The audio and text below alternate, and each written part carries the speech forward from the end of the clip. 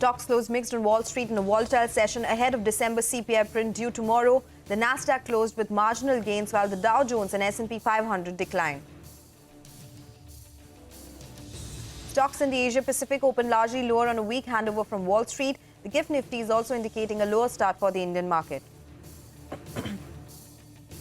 Crude prices rebound from 2 days of consecutive losses. Brent gains nearly 2% to trade above $77 a barrel as West Asia tensions and supply outages in Libya push prices higher. The government is likely to rejig the Pharma PLI scheme, include new drug raw materials to be allocated to the unused 1655 crore rupees. The proposal is likely to be taken up by the cabinet soon and a budget announcement is likely. Delta Corp's net profit slumped 60% while margin contracts 1,300 basis points in the third quarter. This is on a YY basis. Meanwhile, Moody's downgrades Vedanta Resources corporate family rating to a Caa3 rating with a negative outlook, says default risk remains high.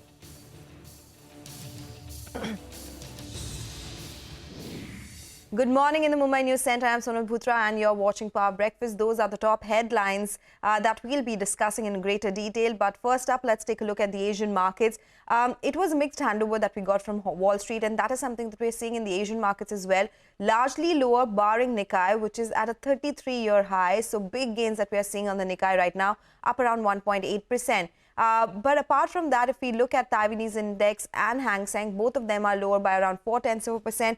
And that's the story across the board. If we look at something like a Kospi, Straits Times, Shanghai as well, all of them down anywhere between 0.6% to around 0.7%. The GIFT Nifty, that'll come up for you on the screen. That one is indicating the start could be in the negative. Now, do remember in the last 1 hour of trade, we did see a sharp fall. It was led by Bank Nifty. Today is the weekly options expiry on Bank Nifty as well. So will be a crucial trading day, but that is what the indication is as far as GIFT Nifty's implied open is concerned. Let's talk about the US markets now. Wall Street ended mixed on Tuesday. Dow Jones lost over 150 points. S&P lost just about 0.1%, while the tech-heavy Nasdaq eked out a minor 13-point gain. The 10-year Treasury yield also rose 4 basis points. CNBC's Kate Rogers gets us a wrap of all the action on Wall Street.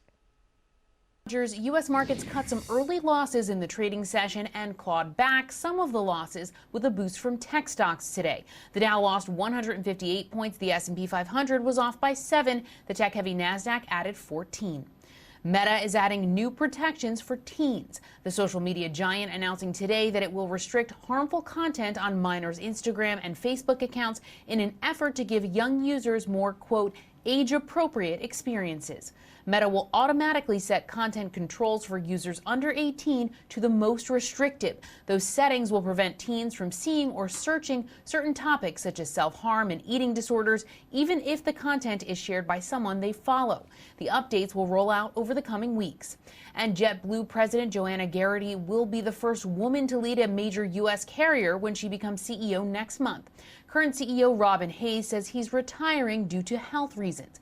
Geraghty has been with JetBlue since 2005. That's what's happening here in the U.S. Back to you in Mumbai.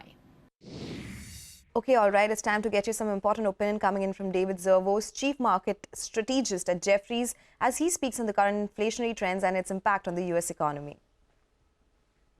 And I think the market's going to key off that in a positive way as well. I'm pretty positive coming into this year. We were positive on the high yield markets. We didn't want to make it all the way to equities last year just because we felt the Fed still had work to do. The equities did great anyway, and I think that's because inflation came down faster than most had expected, including us. But I think now you can really move into the riskier parts of the capital structure of the U.S. economy and feel like you've got a friend again. A friend in Jay Powell. He doesn't have to beat you up on this inflation stuff anymore, and that's great news. Okay, all right, that's the global market action, but how will these overnight cues impact our own markets? We have our team joining us to tell you just that, the trade setup, the stocks in focus, and the action from the F&O space as well.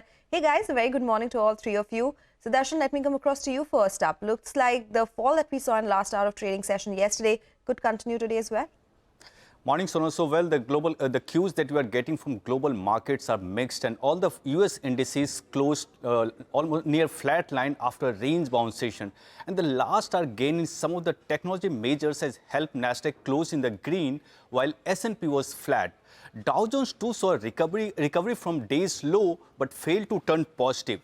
The two stocks that I want to talk about, first, Juniper Networks, which was up 22%, and HP, which was down 9%. And the news is HP is going to acquire this hardware maker Juniper Networks for $14 billion in all cash deal. Coming to our market, it was like a repeat of previous day's move. The last hour fall has taken all the frontline indices to day's low, and the culprit for second day in a row was banks. Nifty Bank has fallen more than 700 points from day's high, and almost all the cuts have come at the last hour of trade. Nifty, though, has managed to defend the level of 21,500, and the support came in from IT majors TCS and Infosys. For today, GIFT Nifty is indicating a start with minor cuts. And talking about institutional activities, FIs have turned sellers after buying for 3 consecutive sessions. FIs on Tuesday sold shares of rupees 991 crore, while buy figure for DIIs was little more than rupees 100 crore. In commodities, crude has risen 2% overnight, with Brent back around $78 per barrel. But the major surge was seen in natural gas. US natural gas prices have risen to 2-month high. Lastly, talking about cues for today, first, Z Entertainment. It has come out of F&O ban. And the next is IT stocks, TCS and Infosys ahead of their quarterly earnings tomorrow. Right, so they officially kick off from tomorrow. Thank you, Sudarshan, for all those details. Over to Hormaz now. He'll list out all the stocks to watch for today's trading session. Hey, morning. Morning, Sonal, and I'll start off with Delta Corp, and that will be the stock to watch out for today. The earnings came in last evening. The profit more than halved. The revenue was down 15.5%, but the margins were down almost 1,300 basis points to just 24% during the quarter. But more importantly than the earnings, the company in its note to account has mentioned that they have invested close to 700 crore rupees in 3 of its subsidiaries that have pending GST dues worth over 11,000 crores. And they have also provided them with short-term loans of 95 crore rupees. But they have mentioned that they have made no provisions for the impairments currently needed, as the tax demands, according to them, are arbitrary. So we'll keep that on our radar. Polycab has reacted to these tax evasion rumors, and they've said that they have not received any communication from the income tax department yet, and they have cooperated with the authorities during the search process. SpiceJet will have its AGM today, and sources have told CNBC TV18 that the president of Carlyle Aviation, who is currently a stakeholder in the airline, met the company ahead of the AGM, and it is keen on growing SpiceJet as an airline. Vedanta, where Moody's Investor Services has downgraded the corporate family rating of Vedanta Resources to CAA3 from the earlier rating of CAA2, and it has also downgraded the rating on its senior unsecured bonds to CA from CAA3. The outlook also has been maintained as negative, and the CAA3 rating is considered poor quality with a very high credit risk, and a CA rating is judged to be highly speculative with a likelihood of being near a default. Power Finance Corporation has received the RBI approval to set up a finance company at the Gift City. Lupin has launched an ophthalmic solution in the US market. It will have a 180-day exclusivity for the same, and KIOCL has temporarily suspended operations at its Mangalore unit due to non-availability of fines. Back to you. Okay, all right. So, a lot of stocks that will be on our radar. Thank you so much, Hormaz, for joining us with that list. But we are not done yet. F&O space cues, very important. Mangalam is joining us now.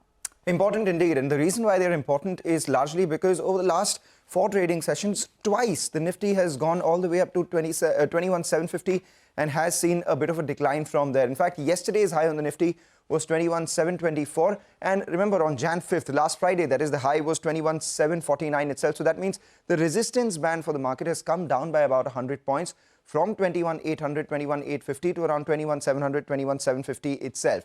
Yesterday's last hour was all the more accelerated because it was Fin Nifty weekly options expiry as well. So if you just take a look at the Nifty Bank as well as the Nifty Financial Services, you would see that a big decline took place just before 2:30 itself. With the decline yesterday, now the Nifty Bank is below the 20-day moving average of 47,806, and below it by quite a margin. So that will be important, largely given its weekly options expiry on the Nifty Bank today itself. And ahead of that, we've seen a lot of activity in the 47,500 call on the way up. That would be a bit of a resistance. But the first support we'll look at would be 47,000 itself, which has the maximum open interest. FIIs, despite selling in the cash markets, bought a lot in index futures, almost 1,400 crores. And that's not all. They added around 12,000 longs, covered close to around 3,000 shorts. And as a result of which, their long-short exposure, which was around 62%, has inched mildly higher to 64%. On the Nifty itself, a lot of call writers have been active at 21,650 and 21,700. Again, telling you that there is resistance upwards of 21,700. But where is the support? Closer to 21,500, which is last week's low. Keep an eye on a couple of stocks. Z, that after a big decline yesterday, is out of F&O ban. A lot of short positions added on Polycab, but a lot of long positions added on DLF. Okay, all right. So realty stocks, they continue to be in focus, right? Thank you guys for joining us, though, and prepping us up for this trading day ahead. We'll slip into a break. Up next, the government is likely to reject the existing Pharma PLI scheme. We'll get you more details on that story on the other side, so stay tuned for that.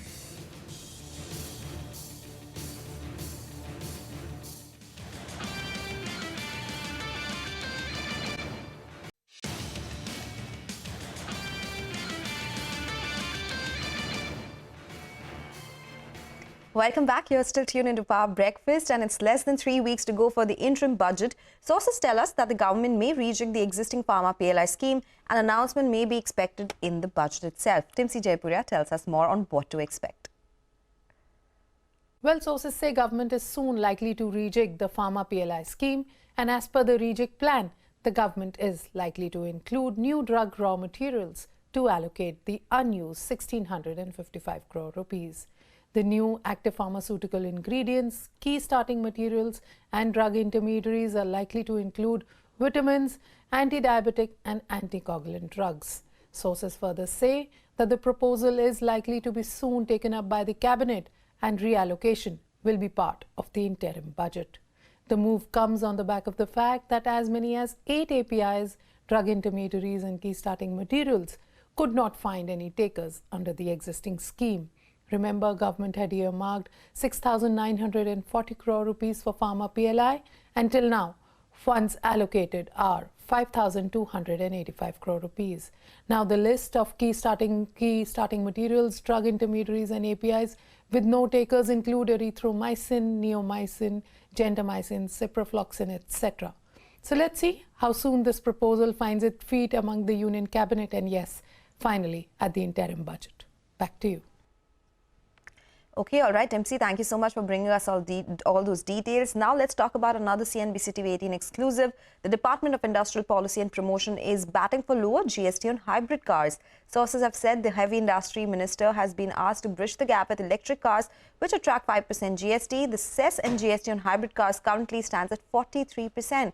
Parikshit Luthra brings us the details on this one. Parikshit? Well, this seems to be the first time when there is some strong movement in the direction of rationalizing the GST structure on hybrid vehicles. For many years now, car makers like Suzuki and Toyota, who have hybrid technology, hybrid cars in India, have been requesting for a reduction in the GST rate on hybrid vehicles, which is 43%, which is 28% GST as well, and around 13 to 14% as cess. They want it reduced to about 18%, considering the tax on electric vehicles is just 5%. The companies have been saying that these are fuel-efficient vehicles, they reduce emissions as well, and therefore they must have a better tax structure, because the ICE vehicles carry a tax structure of around 48% if you look at GST and cess together.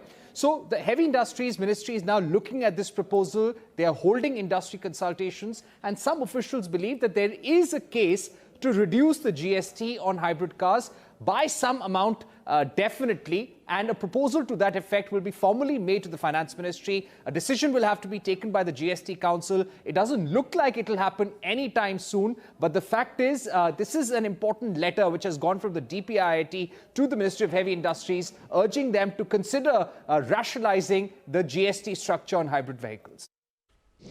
Okay, this will be important to track. Thank you, Parikshit, for bringing us all those details. It's time to slip into a break now. Up next, the Vibrant Gujarat Summit begins today. We'll tell you what to expect from this summit on the other side of this short break. Stay tuned.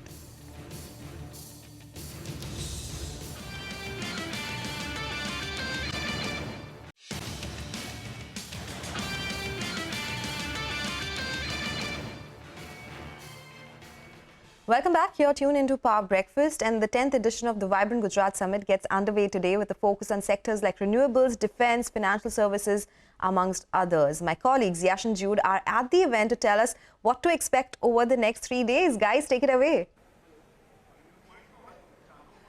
Well, barely 2 years after the worst of crisis hit the state of Gujarat in 2001, Prime Minister Narendra Modi, who was back then the Chief Minister, invited global investors to the state through the first edition of Vibrant Gujarat.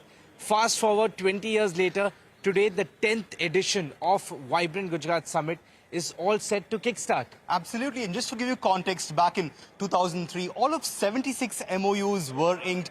That number, in fact, rose to as many as 28,361 MOUs back in 2019 itself. Even the GDP of Gujarat has in fact grown in this time from 1.42 lakh crore rupees back in 2003 to a whopping 22.61 lakh rupees in 2023. And in this time, Yash, what we've also seen is the fact that the last couple of years have seen a total of 23 odd lakh crore rupees in MOUs inked in just the last couple of years alone. Well, absolutely. The focus has been on traditional sectors, be it pharmaceutical, food processing, textile, diamonds, financial services.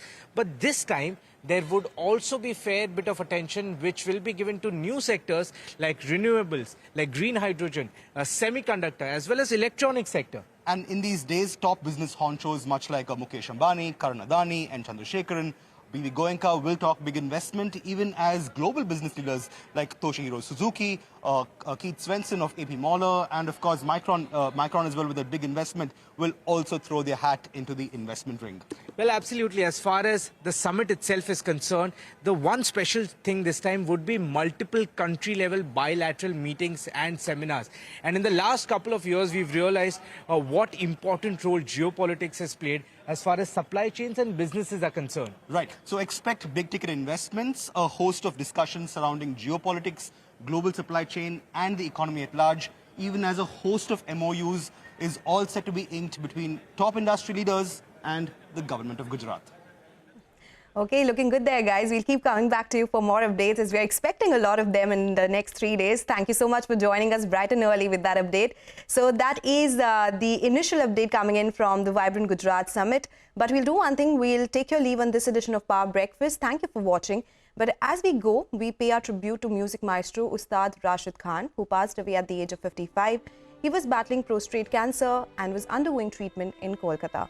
The classical singer was honoured with the Padma Bhushan, the Padma Shri and the Sangeet Natak Academy Award during his illustrious musical career.